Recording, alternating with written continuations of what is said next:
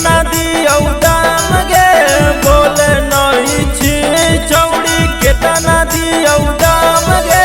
सोया वाला चीजब छौड़ी कहिया करे भिन मान गे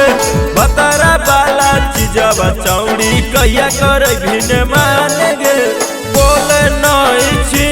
छौड़ी केतना दियो दाम गे बोले नहीं छी छौड़ी केतना दियो दाम गे सोया वाला चीजब छौड़ी कहिया करे भिन मान गे बतरा वाला चीजब छौड़ी कहिया करे भिन मान गे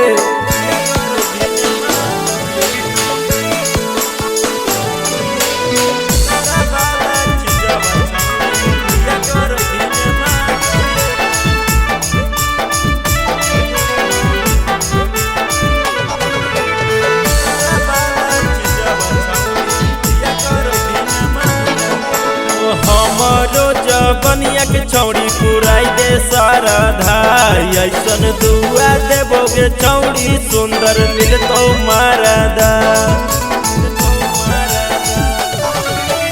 हमरो जबनिया के छौड़ी पुराई दे सारा धाई ऐसन दुआ देबोगे छौड़ी सुंदर मिलतो मारदा तोहर दोनों बैलुनवा के करहियो प्रणाम गे तोहर दोनों बैलुनवा के करहियो प्रणाम गे सैया वाला चीजब छौड़ी कहिया करे भिन मान गे बतरा वाला चीजब छौड़ी कहिया करे भिन मान गे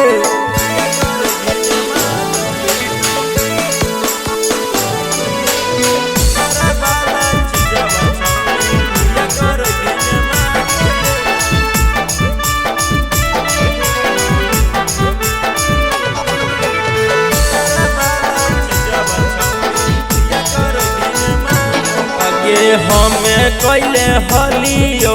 बचपन से प्यार तहु काहे छोड़ी जाही तहु अपन ससुरार गे हमें कैले हलियो बचपन से प्यार तहु काहे हमरा छोड़ी जाही अपन ससुरार रंजित विकसवा के छौड़ी पुराई देना